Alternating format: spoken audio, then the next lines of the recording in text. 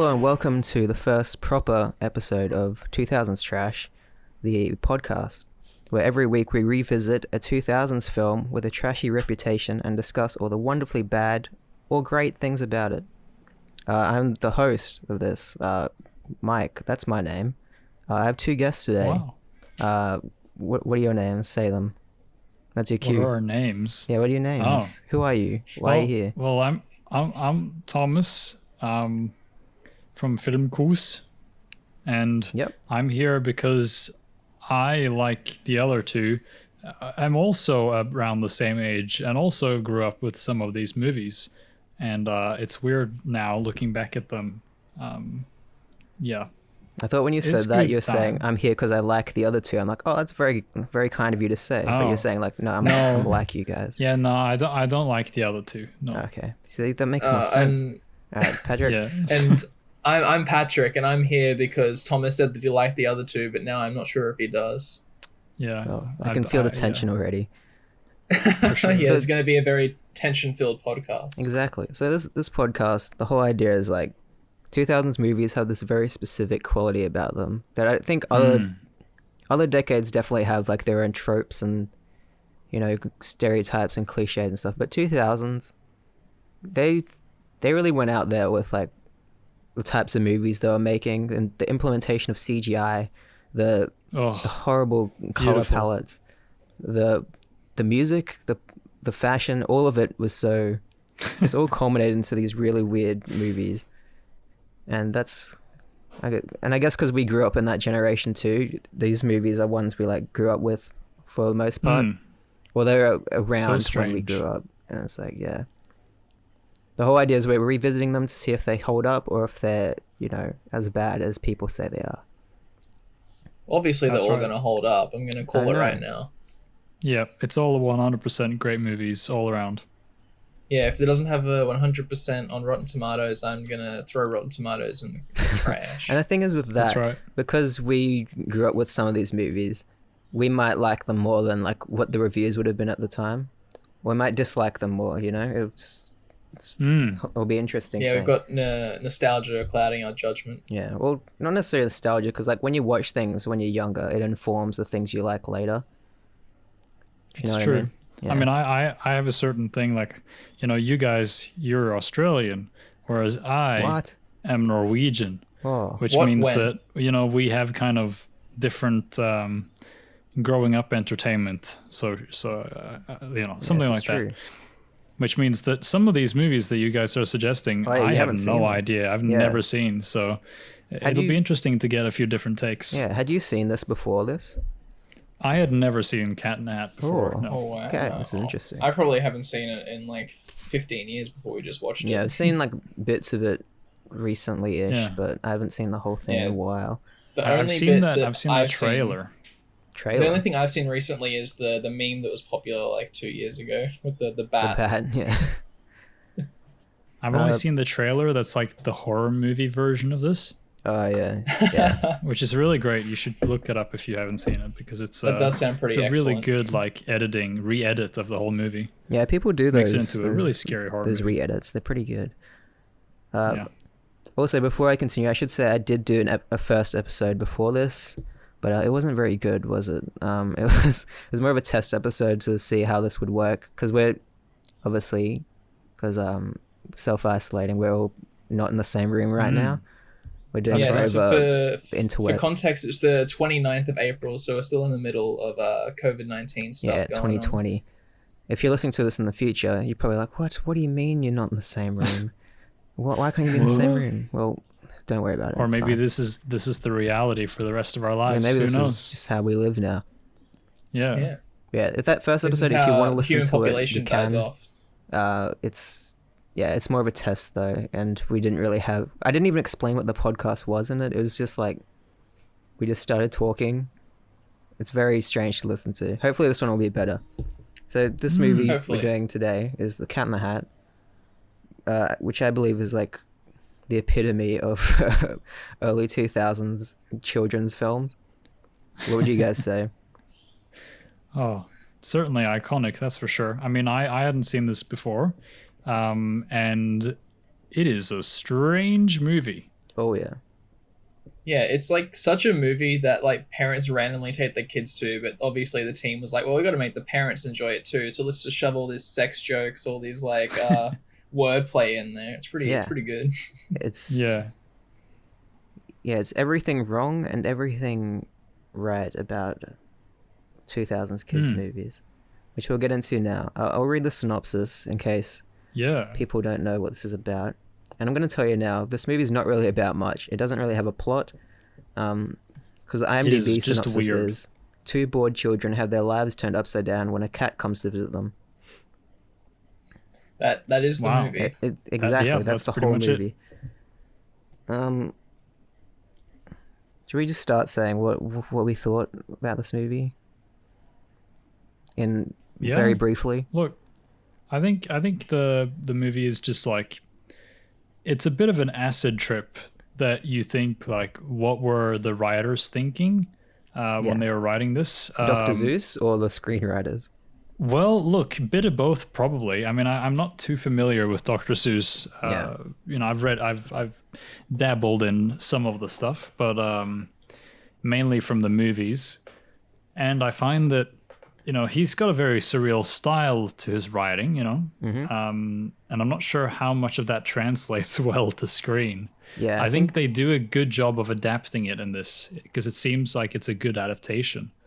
But I don't know. I have never read it. What is upsetting about it is that it's live action. Like, it's very disturbing to see these things translated to real life, which I think they learned after this. Because they did. Yeah, I think it was done very well for a live action, but it's not going to hold up like something like the Lorax, for example. Yeah, because they did the Lorax, of course, and the Grinch now and animated, and I think I haven't seen those, but I assume it just gels better because it's animated and it's weird animated world, and it'll it doesn't have that weird unsettling aspect to it. What do you think of this movie, Patrick? Because you've seen it before.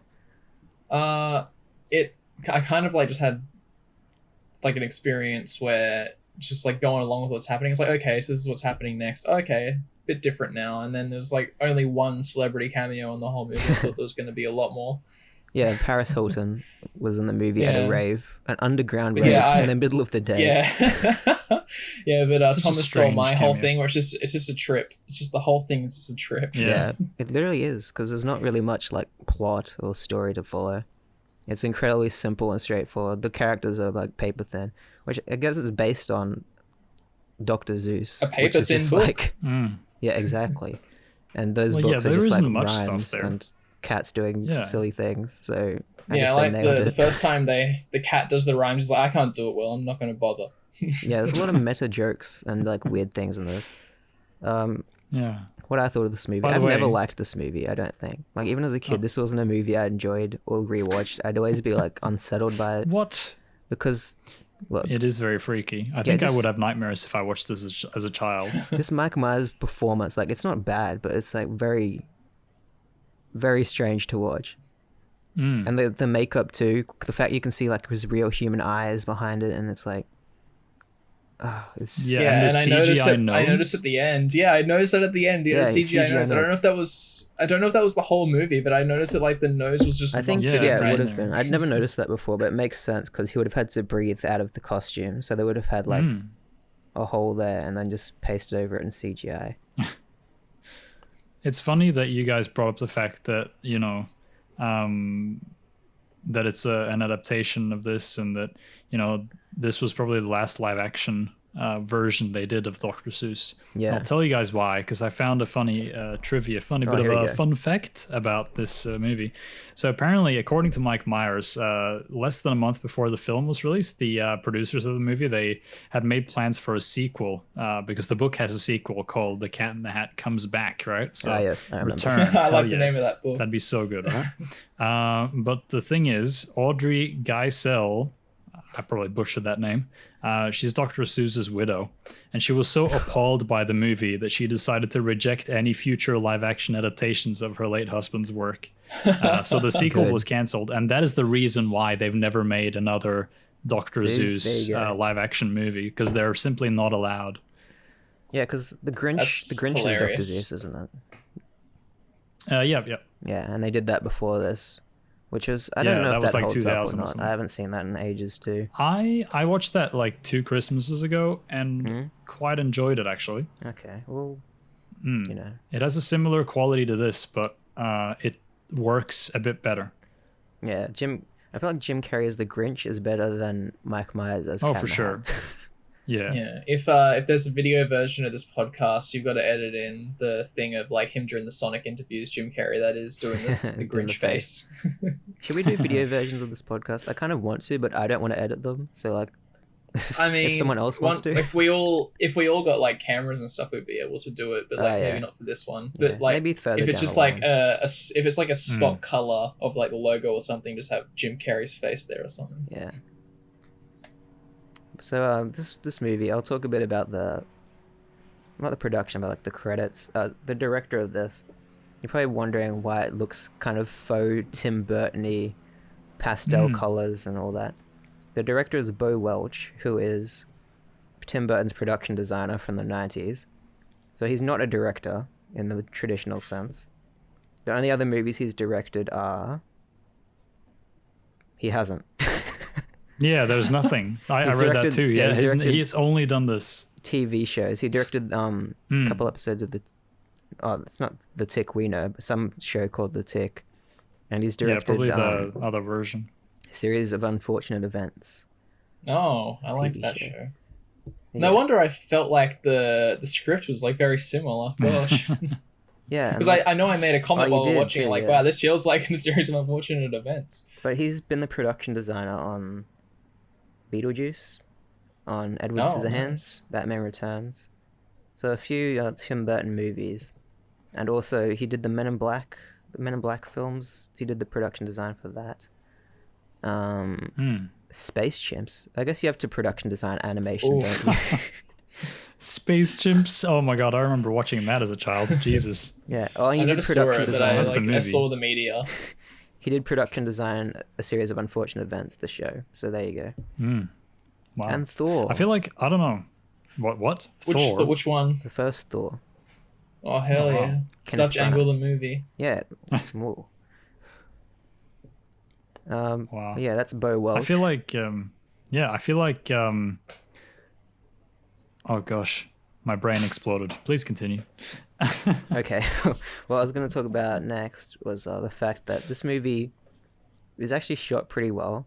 And the reason that is because it's shot by Emmanuel Lubezki. If you're not familiar with him, he commonly works with Alfonso Cuarón and... How? Oh, what's the Burman guy? Alejandro Gonzalez Iñárritu. That's right. Yeah, hold on. I'm going to bring up some movies he's done. So this guy who shot this movie, he shot weird. Children of Men, Gravity, The Revenant, Birdman. Jesus. And Cat in the Hat. So is this... so is this his first movie? Like his first credit? Because so he worked with Alfonso Cuarón on like Yitamama Tambien and... Oh, okay. Yep. He's done some 90s movies. Well, it says he's done Sleepy Hollow, Meet Joe Black. So then how do you get this gig from that? Jesus.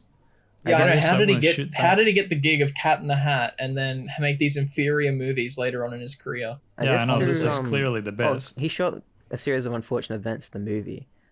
So I think it's all connected. There must be a Bo Welch connection somewhere. Like they would have met on Sleepy Hollow or something. Yeah. Or just through like Tim Burton. I don't know. Yeah, it's so the industry. Funny. Everyone's connected, but yeah, I just think it's interesting. Yeah. That he shot this. I don't think I've ever heard people talk about that.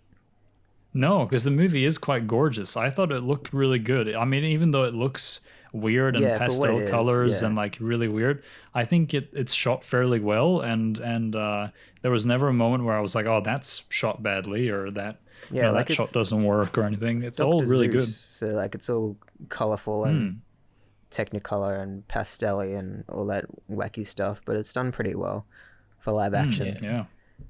Even though they couldn't like translate the costumes, it seems like they did a pretty good job trying to nail it down though. Like they had the classic like Dr. Seuss lines on some of the costumes and whatnot. That's true. All the characters it even looks like the same. No, sorry. No, you go. I was just gonna say that even like the faces of all the characters, they use the same prosthetics that they used in the Grinch movie. Like it's the same, exactly same facial prosthetics. Yeah, it's unsettling to see like characters look like that and then just regular humans. Yeah, I feel like it is a bit strange. If this was because I think for the Grinch they were all Who's. That's right. Then there were humans here. Yeah. Like if this was straight and they all lived in the Ansville. Yeah, and if this was straight up all animated, it wouldn't be as weird and unsettling in my head.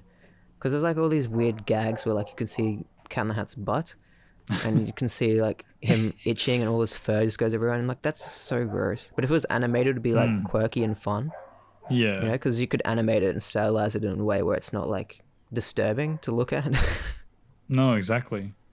Gosh, I guess it's just a thing of like this stuff doesn't quite work in live action, and I think that's the case with many cartoony properties. Yeah, there's a reason they're cartoons, right? So if you look at stuff like, I don't know, all of those Smurf movies that are like live action.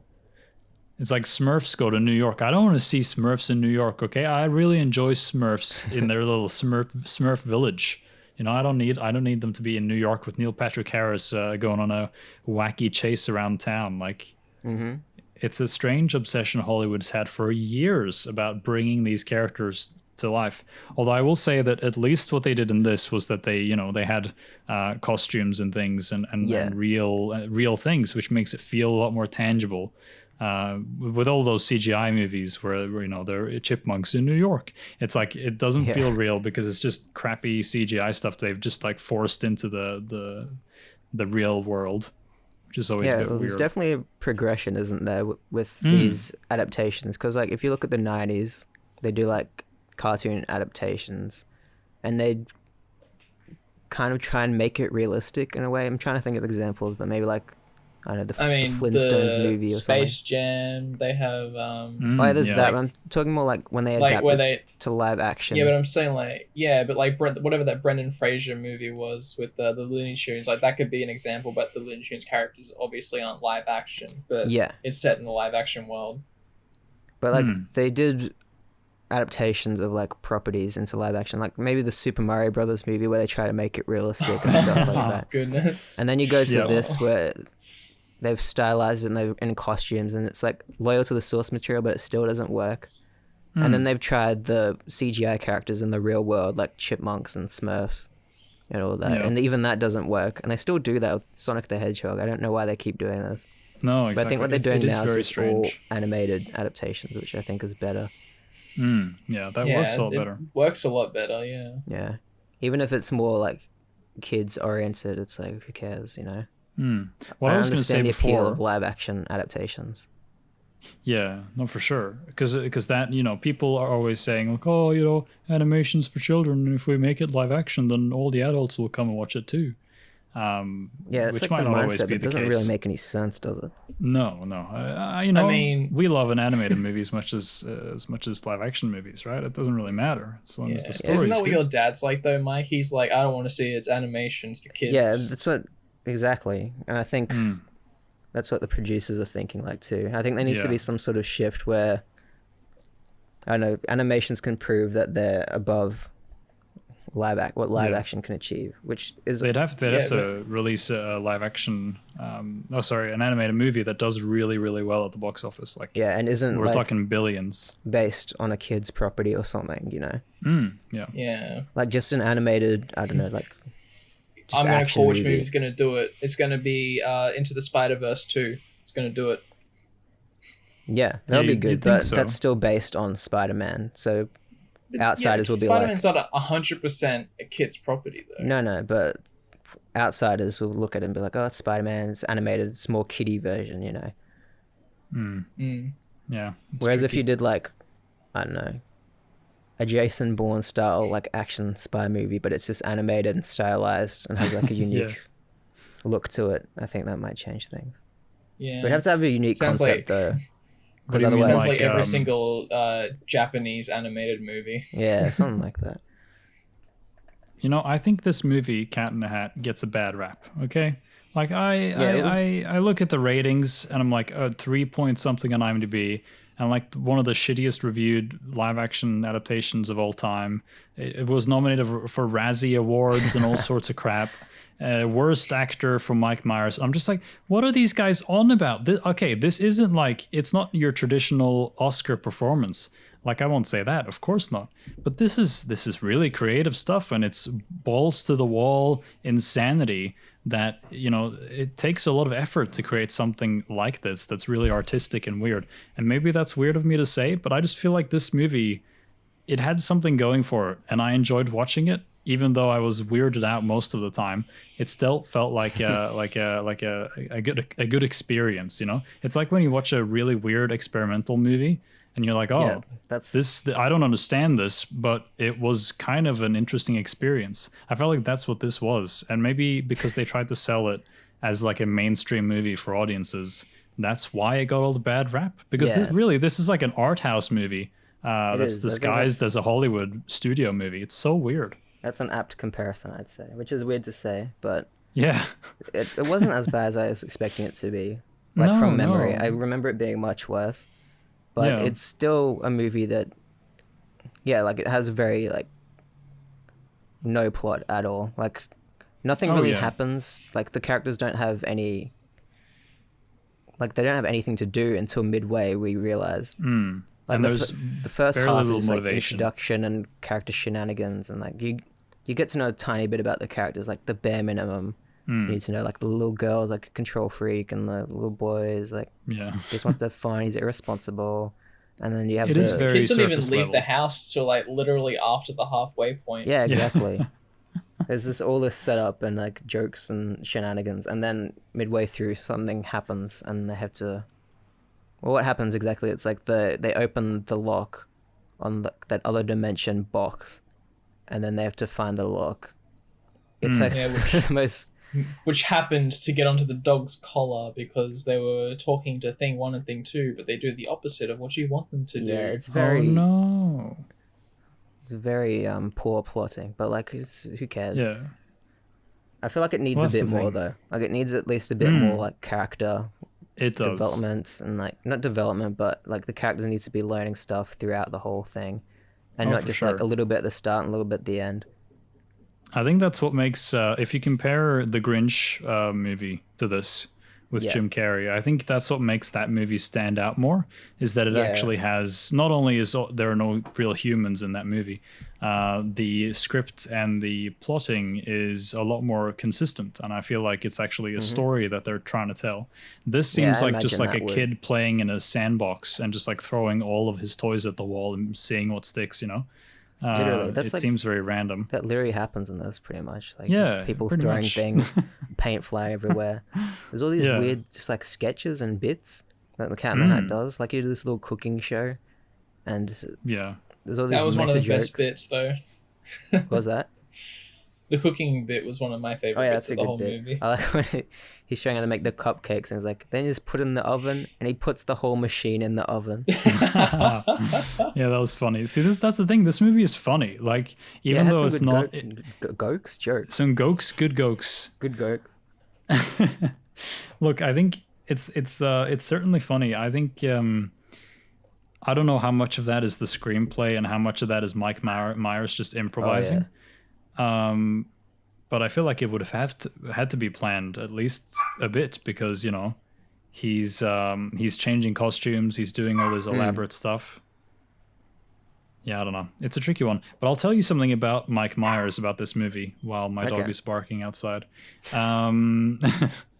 So the thing is, apparently Mike Myers was behaving really... Jesus. Stop barking. That's a woofer. It's Mike Myers. He can hear you. Yeah. Oh my God. Okay. Apparently Mike Myers had really bad behavior on the set for this. And it turns out the reason was because he was contractually obligated to act in the movie. It's not like he really wanted to do it. He did it because he had a contract. And he disagreed with the script and the direction the movie was taking, and he tried to get out of his contract. So Universal ended up suing him for $3.8 million. And then he countersued. Oh. Yeah. And then it ended up with the fact that they kind of found a settlement because they were like, okay, if you agree to make one more movie for us, then we'll be good. We'll be even, right? And he decided to make The Love Guru. And I feel like this whole movie and The Love Guru, of course, kind of killed his career. Yeah, in a way. Yeah, because he hasn't done much since. He's just done voiceover stuff, and that's it. Yeah, that's true. Hey, he was in Bohemian Rhapsody. He was too. Oh dear. Oscar-winning Bohemian Rhapsody. Hold on, I'm gonna tell my dog to be quiet. Do it. But what you're saying about don't hit her too hard. He wanted to escape his contract. It does feel like that's what he was doing in a way with his performance. He was just like, I don't care. I'm gonna do whatever nonsense I can possibly get away with. Even if he didn't like give a shit about it, he still like did a pretty good job for what was there. Yeah, there was full commitment in this role, no doubt. Yeah, and there were all these wink jokes that I'm sure like some of them were improvised. Where he'd be like, oh, what's a good example? I don't know. My favorite like joke was when the host of the cooking show and the like person bringing in the thing was just like, I'll make it look like a bloody accident. Yeah, that one's good. There's a lot of dark jokes in this too. There really is a lot of adult stuff, both dark and I said, while we were watching it, I said that this movie is really horny. Oh because yeah, there's so many sex jokes and it's all over the place. It's crazy. Yeah, like when we first meet the cat, he comes downstairs and sees a picture of their mum, and then he opens the picture frame and it's like a fold-out magazine. That was pretty good. So and weird. They don't show what it looks like. So yeah, but he puts it in his pants for later though. Yeah, that's what I mean. Like, like it's implied that it's like pretty scandalous. Oh boy. Yeah, and then I think right after he says something about the drapes like being a bit ugly as well. Yeah, he did. The whole time I was thinking, like, who else could have played Cat in the Hat and it would have worked better? For some reason, my mind kept saying Adam Sandler. Because I feel like in this period and this early 2000s Adam this Sandler. type of humor, I can picture him in that stupid cat costume saying these silly jokes and like yelling and getting angry. He'd do his high pitched funny voice. Like, I'm a cat. He would do that. That's exactly what he would do. I just think that'd be funny, but probably not. Yeah. Apparently Tim Allen was supposed to play the role. But he was too busy filming the Santa Claus 2. Good, I'm glad. Yeah. I don't think Tim Allen would have fit. No, that wouldn't work at all. But, I don't understand. Yeah, because he's the shaggy dog. He can't be the cat dog. in the hat. Can't be the cat. Oh no. It's in his contract. If you're the shaggy dog, you can't be a cat. That's right. Or any other animal besides Santa Claus. The CGI in this was good. There wasn't much, but for the time, I think that fish looked pretty good. That other dimension stuff, like it was stylized and cartoony looking, but like none of it looks like it's as like, bad as some other movies from this time. It's like halfway I think that between. Mike has a bias. What's that? I think that Mike has a bias for any CGI before 2010 that has water on it because it looks slightly more realistic than if it didn't have water on it. Just look at Mike when he watches Ang Lee's Hulk. Well, it does because it gives it more. What do you call it? The light reflects off it more, so it makes it look like it's in the space better. Because they weren't very good at textures and stuff yet, and no, for sure, doing like muscles and making that all look realistic. But yeah, I was trying to think if this would work if Cat in the Hat was CGI, but I don't think that would be much better. Oh god! I mean, his nose was CGI, so he was like 1% CGI. That's true. It's like Voldemort. It's funny. I think that the fish is like halfway between Food Fight CGI and it was a lot better than Food Fight CGI. No, hold on. I said halfway between Food Fight and Finding Nemo. It's like somewhere in between there. Okay. I think if you look at Finding Nemo, it won't look as good as you think it does. Oh, no, definitely. Yeah. So I think it's... This was the same year as Finding Nemo, so I'd say it's in the same ballpark, probably. Yeah. Maybe a little bit better because this is the only fish in the movie, so they would have spent all their time on that. Mm-hmm. Yeah, they spent all their CGI budget on bubbles and fish. Yeah, the bubbles looked bad, though. I won't defend those. There were some Donnie Darko looking bubbles.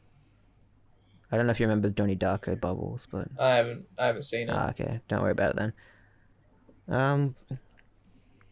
What else happened in this movie to talk about? He cuts off his tail. Gosh, Alec Baldwin. Oh yeah, of course. We haven't talked about him yet. Yeah. He's so young. He's so young. My goodness. And he looks like Ken Marino because he's so young. If you don't know who that is, look him up. Because he looks a lot like him. Then I looked at his face and I was like, oh yeah, him. Yeah. Yeah, he looks so much like him. It's scary. Obviously, he's gone on another path from then to now, and he doesn't look anything like Ken Marino anymore. But just this role, he looked exactly like him. He had the same kind of haircut and the same colors, everything, and the face is kind of shiny in the same way. It's really weird and unsettling. They would have dyed his hair or something. Probably to make it look like the stronger colors from the book. If there's even a character from the book, I don't know. But more stronger colors, better, like more saturated colors. Yeah. Speaking of the plot with Alec Baldwin, how'd you guys like his big tummy reveal with that fake stomach? That was amazing. Unsettling. That's all I have to say. Well, I don't think we were meant to like him, so I think they got away with what they were trying to get. Yeah, that's true. It's so bad because you can tell that it's clearly a fake stomach. And so it just it looks like he's just wearing those t-shirts that have the hairy stomach on them or something. Yeah, it looks kind of like he was wearing one of them over a pillow or something. It was really strange. Yeah, it looked like that scene in Iron Man, when he's on the operation table and he obviously has to have a fake torso because Pepper Potts has to stick her hand inside his chest. Yeah. And you can, once you notice that, you can see that the torso sticks out weird, like on a weird angle because he has to be sitting up behind it and there's a torso on top of it. I don't know. Just made me think of that. That's all. Yeah, it is weird. But yeah, why does he hate the kids so much? That was my question.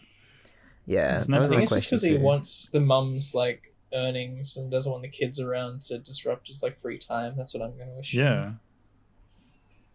It must be something very strange. Like that. Was it implied the actual dad was dead?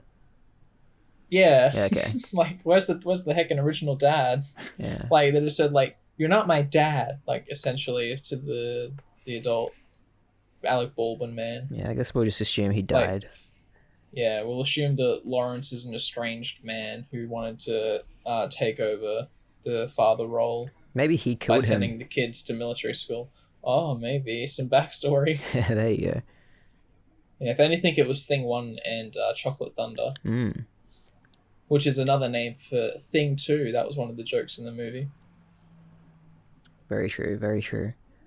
Yeah, it wasn't and it was Ben as well. Joke, but it was Ben, a joke in that was there. My favorite name. Oh, yeah. Ben. Yeah, it goes directly from Chocolate Thunder to Ben. It's good stuff. So the kids in this, Spencer Breslin, who's the brother of Abigail Breslin, who you guys might know as, she's the girl in Little Miss Sunshine, and she's also the girl in Zombieland. Not Emma Stone, obviously, the littler one. Yeah. And Spencer Breslin doesn't look like he's done much recently. I'm looking at his IMDb. Yeah. His credits what was after the most recent movie? His most recent movie was 2015. It's actually fairly recent. I'm gonna see what it's called. Oh, it's a tiny indie movie. It's an Indonesian movie. Oh, okay. Oh, wow. Oh, okay. Or is it? I don't know. I think it is. All indie movies, Indonesian movies. Yeah, his credits after 2009 are very minimal. It's all shorts and music videos and yeah, not much. He was in Stuck in Love. I've seen that, haven't I? What's that? I mean, like I said, he did Zoom and then he dipped. Yeah, we should do Zoom on this podcast. Yeah, Zoom. I've never seen it, but I think it'd be fun. Speaking of Tim Allen, oof. Is he in that? Yeah, he's Zoom. I better watch it. I think it'll be fun. Yeah, I have no idea. Maybe for the ones maybe for the ones. It's like a superhero movie. Yeah, I've heard of it. Gosh. Because we want to do commentary tracks for this, but we want to choose specific movies to do that for. Yeah. Yeah. I'll talk about that Zoom's after. got to be one of them. Zoom could be one of them. You have to make them like event movies, you know? What's her name from Friends? Like Miranda Cosgrove. What's her name? She was in that movie, Zoom. Okay. The Monica, whatever her name is. Yeah. Oh, here it is, Zoom. Sure. Oh, he's also in the Shaggy Dog. There you go. There's a theme here. I just said he was in Shaggy Dog. Never mind. Like Tim Allen. No, the kid. The kid was in there? Yeah. What? He was going to be in all the movies that Tim Allen was supposed to be in. Jesus Christ. Oh, maybe that's why. Maybe he's pals with Tim Allen. Yeah. Maybe Tim Allen's good friends with his mum or dad. Maybe. Maybe Tim Allen is his father by affair. Ooh, much like, I can't think of a good joke. Dakota Fanning was the girl. Who, of course, she's a famous child actor. She's been in stuff. I actually don't know what other movies she's been in. I'll bring up her IMDb. She's been in War of the Worlds, Man on Fire, Coraline. Those are like her top ones, it says. Well, she was in Push. She was in Cat in the Hat. She was... Yeah. She's been in stuff, you know. Oh, she was in the Twilight movies as someone. Oh my goodness. As Jane. I don't know Twilight movies after the first one very well. I feel like she just would have been a background character, or she would have been like a child vampire or something. No, I'm pretty sure she was part of like one of the families. Because she's in all of them after New Moon, it says. Yeah, I think she might have been like on the Vampire Council or something. Yeah, something like that. But yeah, she's the sister of Elle Fanning, who... Elle Fanning has done more stuff than her recently, I think. I bet they're grumpy at each other. Well, probably. I always imagine like that sibling rivalry when it comes to getting roles. Because a lot of them would probably... Like, if they're in a similar age, they'd go after the same roles or similar roles. Oh yeah, Elle Fanning's filmography is way more impressive to me. Yeah, maybe Elle Fanning's like, I'm going to be famous now because you stole my role in Cat in the Hat. Because Elle Fanning's done like... I don't know, she's done a few big movies. Like, she's obviously in Maleficent and Super 8. And she's also done like some really good like smaller movies like The Beguiled. She's done 20th Century Women. And... some other stuff I haven't seen, but you know, all quality stuff probably. She's in We Bought a Zoo, which I'm still not convinced is a real movie because I haven't seen it. Is that one of the what's his name? Paul Blart guy? No, that's Matt Damon. Okay. And what? Who's the girl? Matt Damon's and Paul Blart? It's Matt Damon and Scarlett Johansson. They buy a zoo, with because I know that there is a movie where. What's Paul Blart's real name? It's like Kevin James. Yeah. Yeah, okay, Kevin James. Yeah, that's what I was thinking. I think this is such a weird tangent. How are we on this weird tangent right now? Because we're just talking about movies that the Fannings have been in. Yeah, okay. The Fannies, yeah. And then we... What? It's the last name.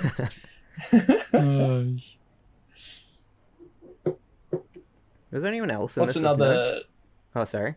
Pardon? What did you say, Mike? I was saying who else was in this of note. I'm looking at the IMDb. I was just saying, Thomas, any more fun facts about the movie?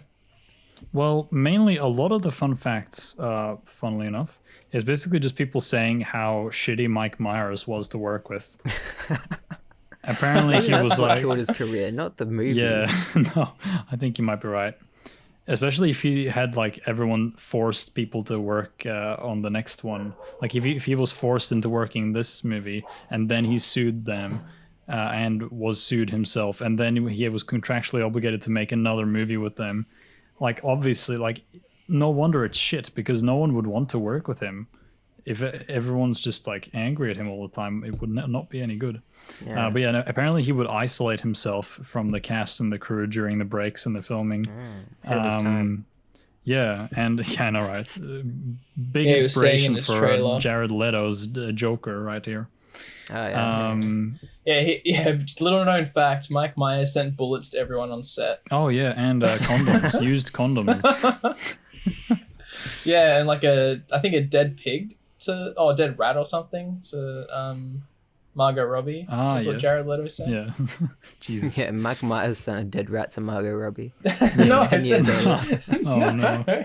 She's like, why do people... That's why it was so disgusting. Yeah. And why did he write Jared Leto on it when Mike Myers is the one who sent it? They're trying to like make Jared Leto look worse than he already does. Apparently the film ended up having like super long and pointless additional takes of scenes because Myers would like overrule the director and be like, no, it's not good enough. Let's do another one. Oh, poor Bo Welch. My goodness. Yeah. His only movie. So, he was really traumatized from the experience, to be honest. No wonder he hasn't directed any more movies. Yeah.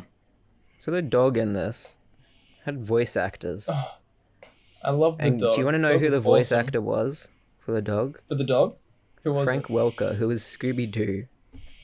Oh, what? Well, it's keeping in line right there. Yeah, he only plays dogs. Right. He's also Megatron. Wow. What? Yeah. What? I thought Hugo Weaving was Megatron. Oh, he was in the first movie, but this is like the OG Megatron from the cartoons. Right. They brought him in for one of the movies. I'm not sure which one. The fifth one, I think. Yeah. If you look at his IMDb, it's all just like Transformers, Scooby-Doo, Transformers, wow, Scooby-Doo. That's funny. Cat in the Hat. Yeah, Cat in the Hat. By the way, I have another fun fact here. So apparently, about $55,000 worth of props were stolen during the production. What? So here are some of the things. Here are some of the things that were stolen: an 8-foot pair of glasses, a 6 foot by 4 foot by 8 foot anvil, a 4 foot key, and a golf ball 7 feet in diameter that weighed more than 200 pounds. Wait. The stolen props. I didn't see any of that in the movie. Yeah, I didn't see any of that in the movie. Probably because they were stolen, guys. They cut that scene. Yeah. They missed out on having the joke where it's like Anvil, like the town. Because they're in Anvil. Yeah, it must have been a scene where they shrunk down or something. That's what it sounds like. Because there's all these big items of things we see in the movie. The funny thing is, though, that all the stolen props were found later, but they were found in a mall dumpster covered in graffiti. Do you think Mike Myers is responsible? Well, look, I wouldn't. No, I feel like the cast and crew did it because they didn't want to film any more scenes. They just got rid of stuff so they could shorten the movie. Slowly deconstruct the set. Yeah. Whoops! There's no set anymore. What? I wouldn't be surprised if Alec Baldwin was the one who stole the stuff. Very true. Wanted to get out of there. He's like, I don't want him. He couldn't find a way to steal the Fat Pack stomach though, so they had to keep that scene in. Oh wow! You guys want to know who voiced Thing 1 and Thing 2? Yes. Dan Castellaneta, who was Homer Simpson. Homer's own. What? Did he voice both of them? Yeah. It says Dan Castellaneta as Thing 1 and Thing 2. Interesting. That is interesting. Does he do many cartoon stuff other than The Simpsons? I'm gonna have a look. I think so. I think he just does a lot of voice acting in everything. So you'll find him all over the place. Yeah. He's like Bob's Burgers guy. Yeah. He's everywhere. I remember he was in Fantastic Four. Wait, what? As the teacher. Oh. You know, in the reboot, the dark and gritty reboot. What? Fantastic? Yeah, young Miles Teller at the start. You're right. A presentation. Yeah. And it cuts to the teacher, and it's Dan Castellaneta. I'm like, what? Why? Okay. Why not? I don't know. It's the only movie like that he's done. I'm looking at his IMDb, and it's all just The Simpsons, cartoons, Futurama. Yeah. Do you know that the Cat in the Hat? The Cat in the Hat. When are we going to do superhero movie? Oh yeah, I want to do a superhero movie. I have watched that as a child. I was thinking about that. I really wanted to do the superhero movie. Yeah. I'm worried to watch it because I feel like I'll accidentally find it actually funny. Yeah, one of my favorite scenes when they do the great power and responsibility for that movie is he's like, get lots of bitches. I like the bit with great power comes lots of bitches. Because Leslie Nielsen's the Uncle Ben character, and Leslie Nielsen's really funny. He is. I like the bit with the nail gun where he shoots it at Drake Bell, and Drake Bell catches it. And he's like, oh, and he just shoots it at his friend and nails his hand to the table. He's like, why can't you do that? I don't know. Good bits. Yeah, I want to see it. I remember it also It's had gonna lots be of funny. like very current references though, so I don't know if those will hold Oh up. yeah. Like there was that It Tom will Cruise be- thing. It will be Scientology. dated. They also have an X-Men scene as well. That's right. Do you Professor guys X, know? like, It's Tracy it's Morgan all or of the something. superhero movies. Yeah. So obviously it's mainly like a parody of like Spider-Man, but then there's also like parodies of all the other like Yeah. superhero movies that were coming out around the time. Oh yeah, isn't Oh, what's the name of that guy you thought Alec Baldwin looked like, Thomas? Ken Marino. Ken Marino. I think he's in that Oh god. as the Johnny Storm character. Hold on, I'm gonna look. Gosh. That's amazing. So did you know that the Cat in the Hat costume, it had to have a cooling system because obviously it's made of real hair, so it was like course, it had to have a cooling thing. So how they did it was they had a portable air conditioner that was like connected to his suit with a hose, and so he would have that connection plugged in between shots, and the tail and the ears were apparently battery operated. So there you go. Oh, so it was a real. So they couldn't- Well, it would have been a real tail. Because usually They now they make it couldn't have fit CG. in. Yeah. Yeah, they couldn't have fit in his O2 tanks. That's why he had to have the CGI nose. Yeah. Also, Ken Marino is not in a superhero movie. I don't know what I was thinking of. I'm gonna look up who Yeah. that actually was. It was the Uncle Ben is the guy from like Naked Gun. Yeah, Leslie Nielsen. I was looking at because there's like a Fantastic Four character in one scene, and he gets lit on fire. Oh, and you're kills thinking himself. about the. Right, you're talking about sorry. I was like, no, I'm pretty sure you're right about Uncle Ben. Drake Bell. Oh, that's right. And fucking the villain in superhero movie is the guy from Happy Gilmore, Shooter McGavin. I eat little shits like you for breakfast. You eat pieces of shit for breakfast? Well, Adam Sandler. No. It's a good bit. I like that bit. Yeah, it is a good bit. It's like the most famous bit from that movie. Yeah. There's lots of other good jokes on that too. Like I like. Yeah, if we're gonna watch an Adam Sandler movie, we have to watch Waterboy. Oh yeah, that's 2000s, right? I think so. It has to be. Yeah. There's gonna be If so not, many it'll Adam be Sandler like movies we really can do late for this. 90s. Oh no, Click. it's late 90s. Yeah. Click. That's a good one. We can do Click.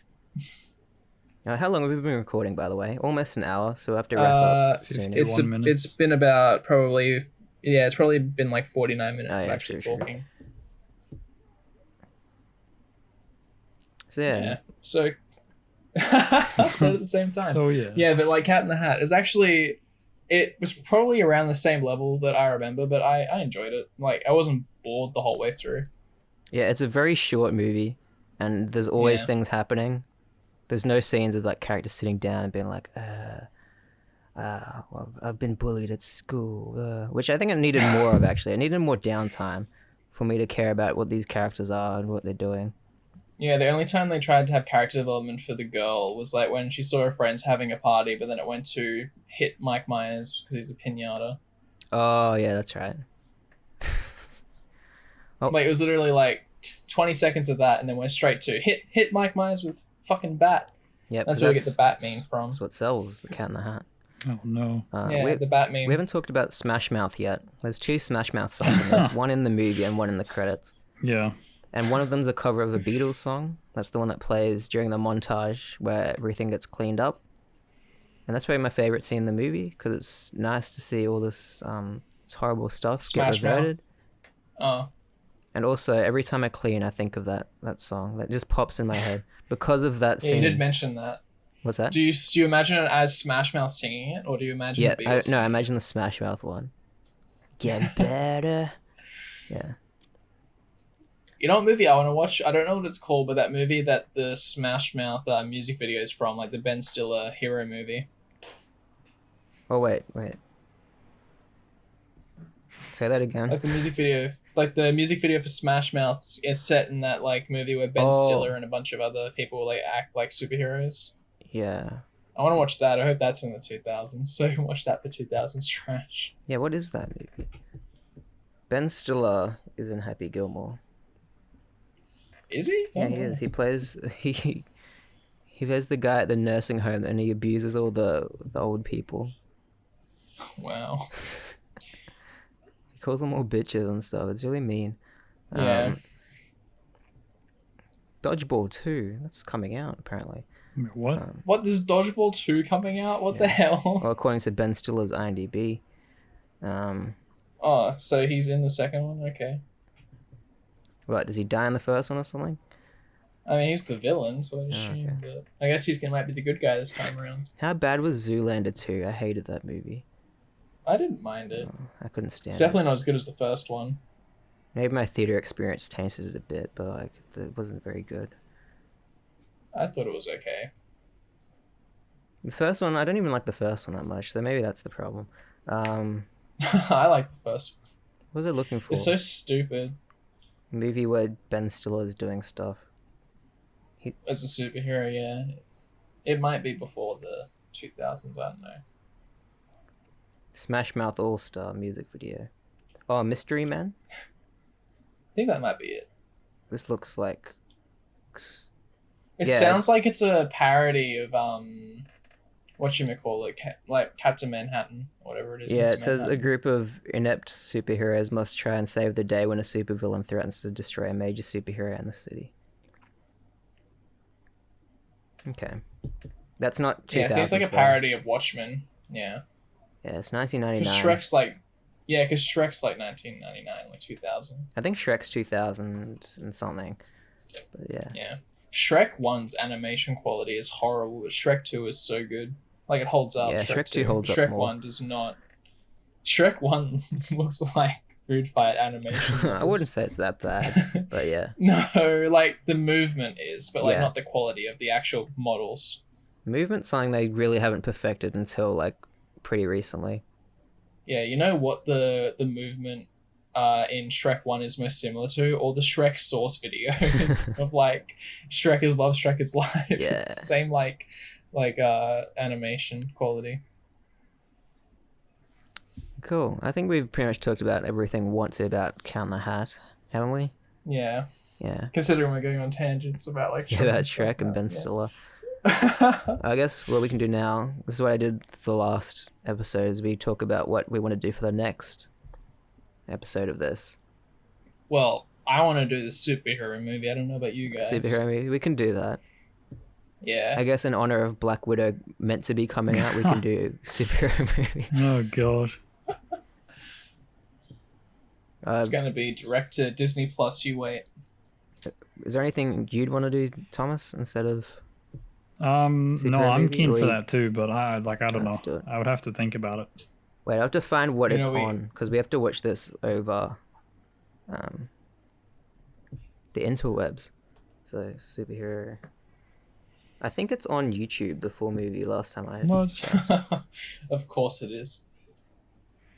Oh, here we go. Superhero movie, full movie, 2008. It's got 16 million views. Yeah, this is the full movie. Wow. Or it might have been people scanned where it's like the whole movie length and it's just someone saying like, go to my website for virus. No, this is the full movie. I'm skipping ahead scenes. Oh yeah, there's Tracy Morgan. There's Leslie Nielsen. I thought he died. Wait a minute.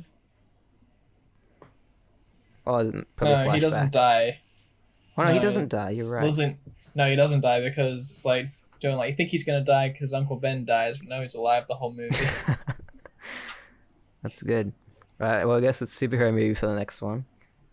Yes. And also, for the next time, we might also have, because we're actually 4 hosts, just one of them couldn't make it today. Usually. So normally it's Mike, the main host, and then it's also including Thomas, myself, and our friend Sammie as well. Yeah, who was in the first episode, but this is the first episode. So whatever the other first episode It was the unreleased pilot. Yeah. It's been released, but I called it episode 0.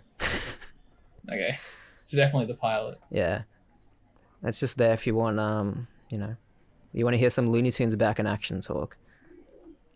Oh, that was the title for the Brendan Fraser Looney Tunes movie. Yeah. I forgot. We did that a couple weeks ago. Yeah, you go bringing it back for something I mentioned halfway through the recording. And some episodes, it might not be all 4 of us. Sometimes it might be 2 of us. Could be 3 of us. Could be 3 of us plus a guest, 2 of us plus a guest. Just me and a guest. I don't know. Yeah.